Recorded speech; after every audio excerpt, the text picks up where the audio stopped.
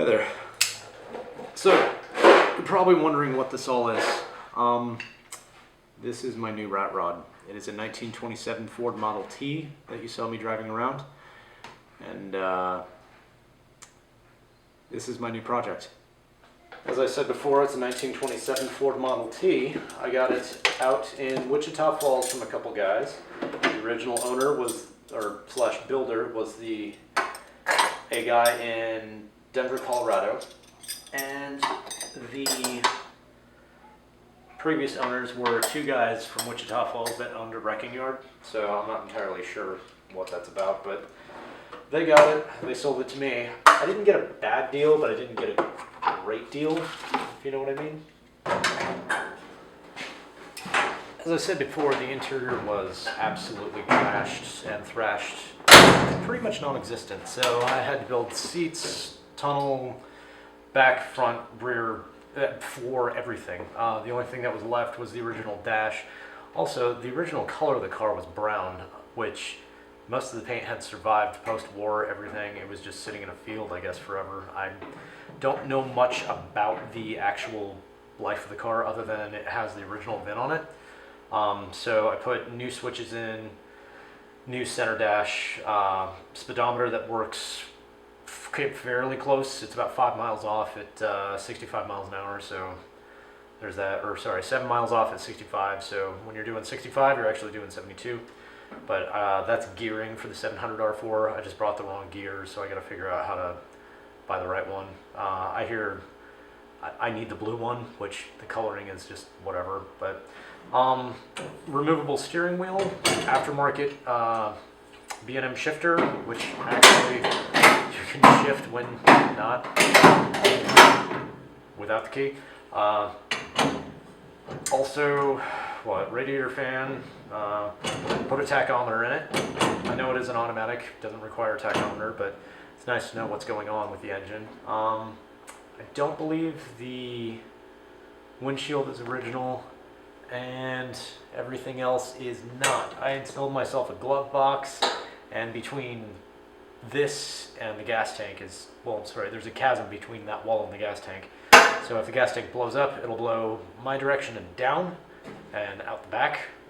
So hopefully it won't kill me, but might screw me up. But you know, it's not a Pinto, but it's also like not built as robust as new cars now. It gets up and goes, it scoots. After I've been tuning the carburetor a little, the carburetor when I got it was a refurbished carburetor, so the springs in it were the incorrect springs for this car. So I stepped up the springs a little, and it wound up being that it's now functioning really nice. So I can actually chirp the tires right off the line without even trying. So I'm anxious to get it on the road and see how it actually gets up and scoots. Sorry, I'm torquing this back down because it needs to be torqued. But yeah, I'll give you a few shots of that, and then gas tank. So I've been cutting up a lot of wood in here lately. Belts for the gas tank cover. I call this the gas tank cover because there's nothing back here besides gas tank. It's an 11-gallon Speedway gas tank. I see a lot of T-buckets running these. It is an electronic fuel system all the way front, so gas tank gravity fed to fuel pump, and then fuel pump shoves it out to the carburetor. There's a regulator before the carburetor, and there's a, I believe, 100 micron filter here. I need to put one further down the line that's a 10 micron, but I just haven't yet. Coil springs are the original springs. But yeah, everything is, this entire section was actually just flopping around because it was the original deck lid, and it didn't fit the car anymore because this piece down here is actually new. And when you buy this, you actually have to cut it down to the size of your car because none of these were factory spec the same. So you'd have some that were slightly wider, some that were slightly smaller. Every piece of the car was actually made to fit that specific car. So if you needed a new piece, you had to buy that quarter panel, that rear panel, whatever it was, and then cut it or stretch it to size. So there was a lot of money in that, but people at that point I think they just bought a new car. I don't know. Henry Ford was very good at the assembly line, but also like things had a very, very wide tolerance. So nothing really fit together the exact same, but pretty close. And everything, from what I understand, was pretty close. The steering box that I had to remount didn't have a speed blister. Decided to put a speed blister on it. Found out that the entire time, every time I turned left or right, the cowl would shift and stretch and bend and bow. So it got to a point where I was hearing a pop sound. I investigated, figured that out, and then realized I had to fix this, fix all of this back here from the wheel to about this rod. So I cut down the rod, cut this back down, straighten it out, use the original pitman arm, and then use the original box that came with it, which this is a reversed Corvair steering box. You can buy them new, or you can buy them old and reverse them yourselves, which I'm just going to buy a new one. When I get that, I'm just going to fix that when I'm done. That way I might not need a steering stabilizer.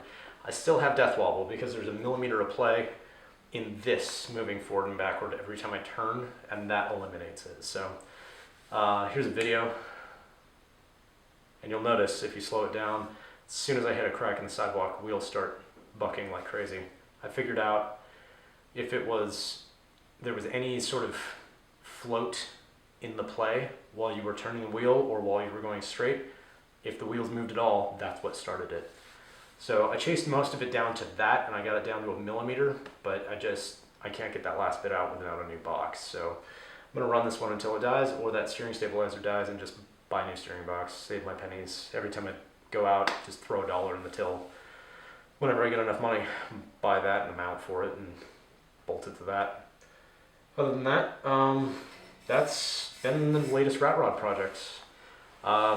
If you notice, I don't have a motorcycle anymore.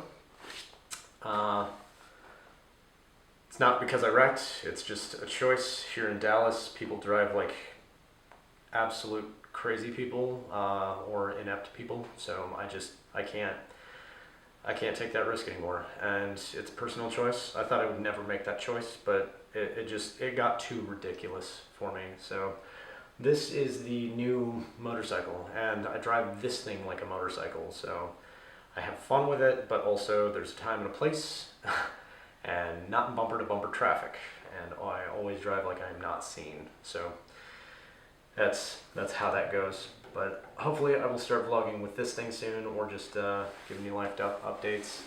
I know the channel has become something completely different now. I woodwork a lot now as a hobby / might try and make some money off of it. I'm not entirely sure. It'd be great to not do my job anymore and do that permanently, but you know, right now that's a pipe dream, but who knows. Other than that, thanks for watching, like, subscribe, all that kind of stuff. It's good seeing you guys again. It's good making a vlog, and see you later.